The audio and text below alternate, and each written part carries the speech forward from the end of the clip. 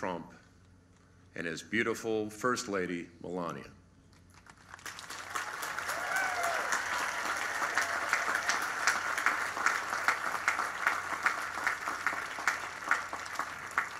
And I would like to thank Donald Trump, President Donald Trump,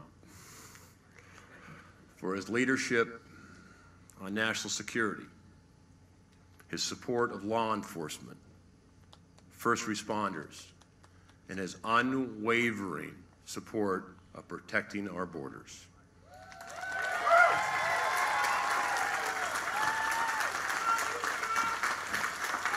Ladies and gentlemen, please help me welcome our President, Donald J. Trump.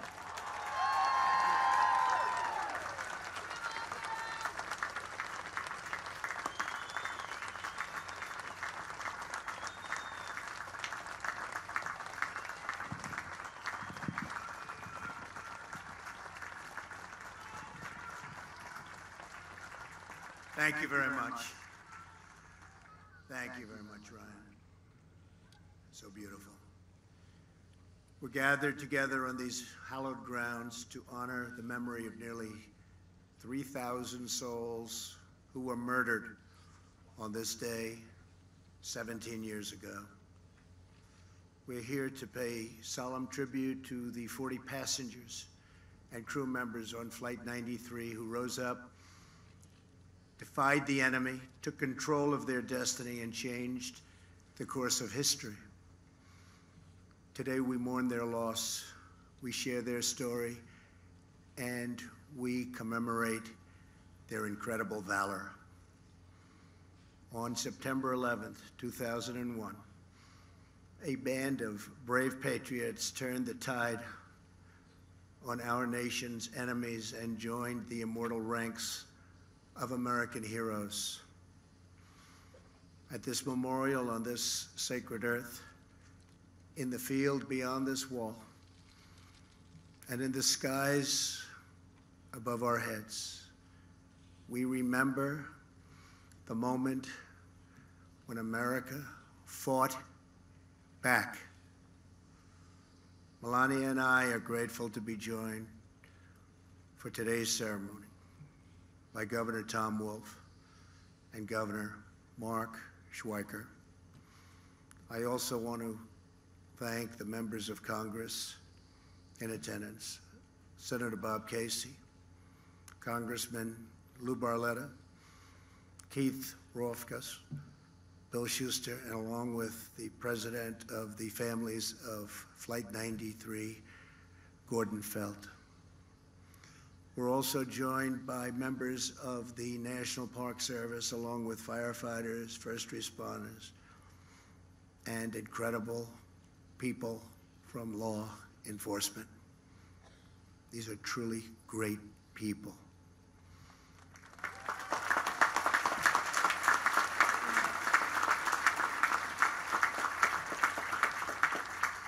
Some of you here today answered the call and raced to this field 17 years ago. You fill our hearts with pride, and I want to thank you on behalf of our country. Thank you very much.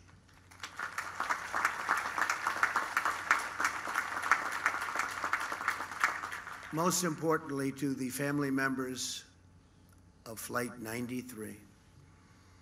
Today, all of America wraps up and joins together.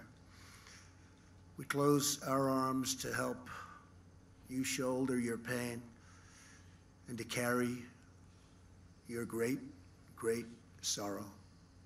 Your tears are not shed alone, for they are shared grief with an entire nation.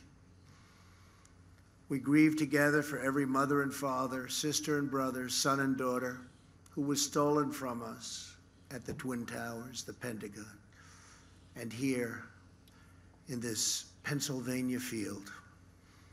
We honor their sacrifice by pledging to never flinch in the face of evil and to do whatever it takes to keep America safe.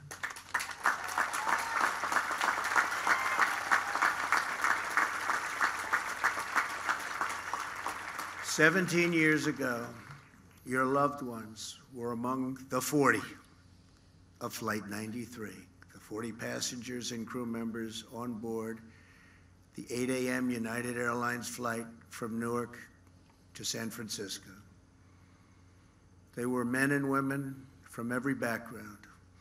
They were young people returning from visiting family, moms and dads on business trips, and friends going and coming from birthdays and weddings.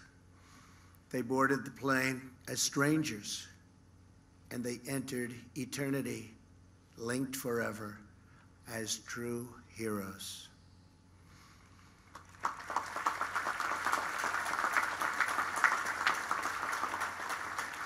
Soon after takeoff, Flight 93 was hijacked by evil men bent on terror and conquest. Passengers and crew members began using their phones to call home. They learned that 2 planes had already crashed into the World Trade Center in New York City. Immediately, those on board Flight 93 started planning a response. Sandy Bradshaw, a flight attendant, called her husband and told him they were in the back of the plane preparing hot water to throw onto the hijackers. Passenger Jeremy Glick explained the plan to his wife and said, "Stay on the line, I'll be back." The passengers and crew members came together, took a vote, and they decided to act. At that moment, they took their fate and America's fate back into their own hands. In the last 20 minutes, many placed their final calls home, whispering those eternal words, "I love you." Some said the Lord's Prayer, and then they bravely charged the cockpit. They attacked the enemy. They fought until the very end, and they stopped the forces of terror and defeated this wicked, horrible, evil plan. Flight 93 crashed yards from where we stand, just 20 minutes flying time from the United States Capitol. Through their sacrifice, the 40 saved the lives of countless Americans, and they saved our capital from a devastating strike. In the days after the attack, tens of thousands of firefighters, police officers, and recovery workers traveled to New York and Arlington to crawl through the rubble and search for survivors. There were prayer vigils, memorials, and charity drives all across our nation. Here in Shanksville, many of you raised up the first memorial, a wooden cross, a chain-linked fence, mementos and tributes pouring in, and dozens of American flags. A piece of America's heart is buried on these grounds, but in its place has grown a new resolve to live our lives with the same grace and courage as the heroes of Flight 93. This field is now a monument to American defiance. This memorial is now a message to the world. America will never, ever submit to tyranny.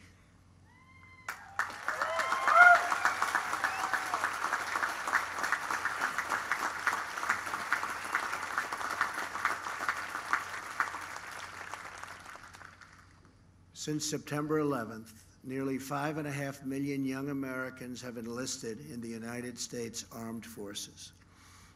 Nearly 7,000 service members have died facing down the menace of radical Islamic terrorism.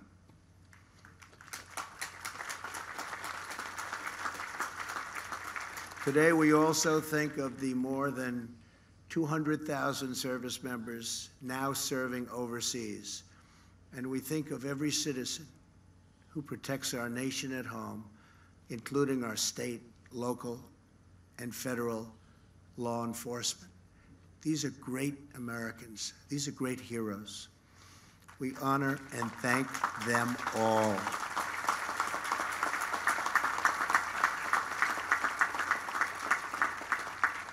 As Commander-in-Chief, I will always do everything in my power to prevent terrorists from striking American soil.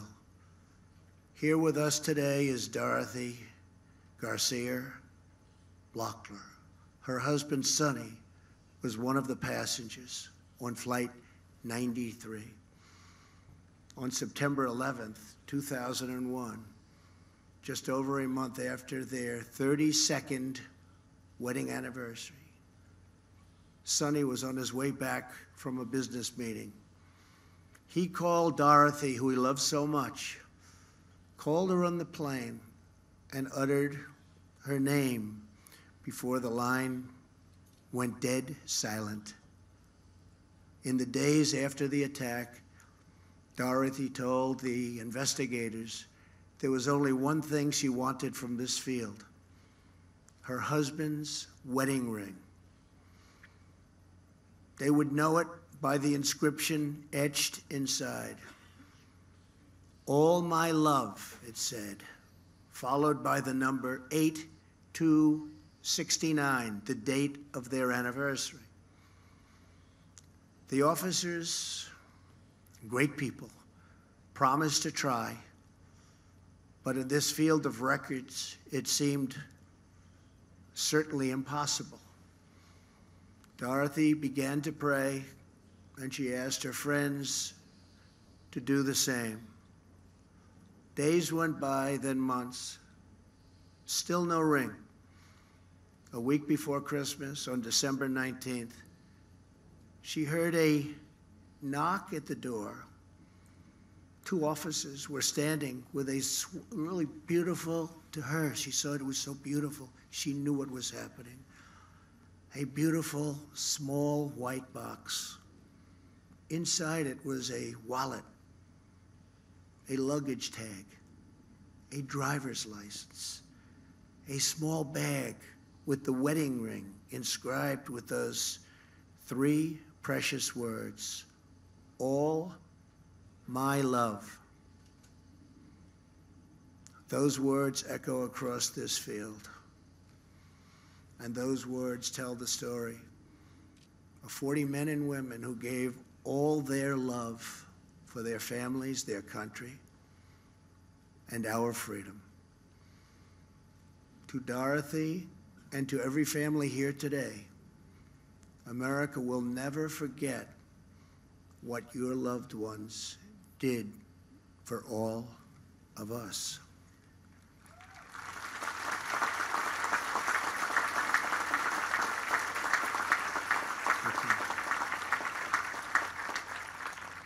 Earlier this week, you dedicated the final part of this memorial, the Tower of Voices.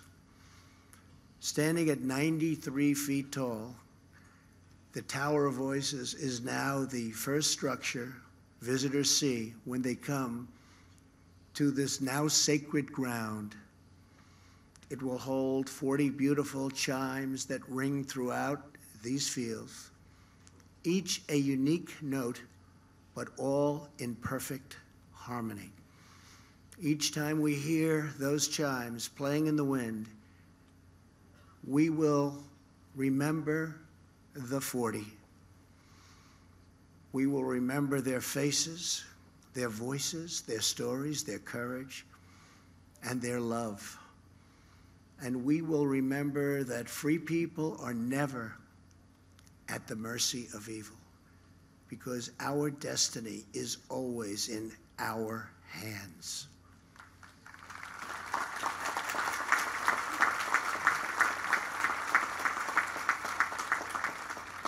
America's future is not written by our enemies. America's future is written by our heroes.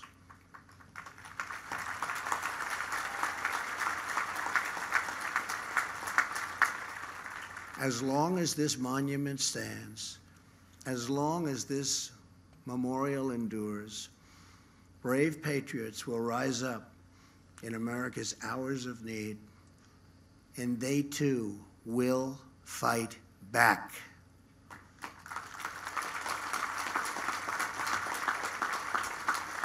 "17 years ago, 40 incredible men and women showed the whole world that no force on earth will ever conquer the American spirit.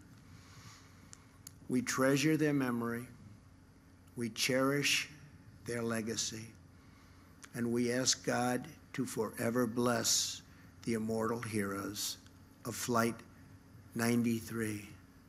Thank you, God bless you, God bless the families, and God bless the United States of America. Thank you very much. Thank you. Thank you very much.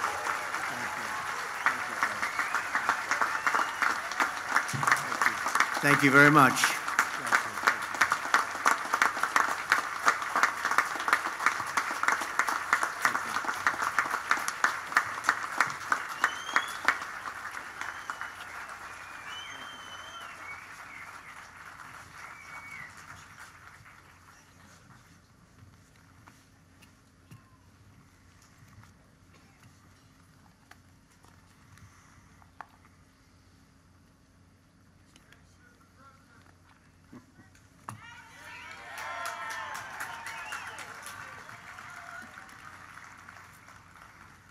Indeed, Mr. President, thank you so much for those inspiring and moving words.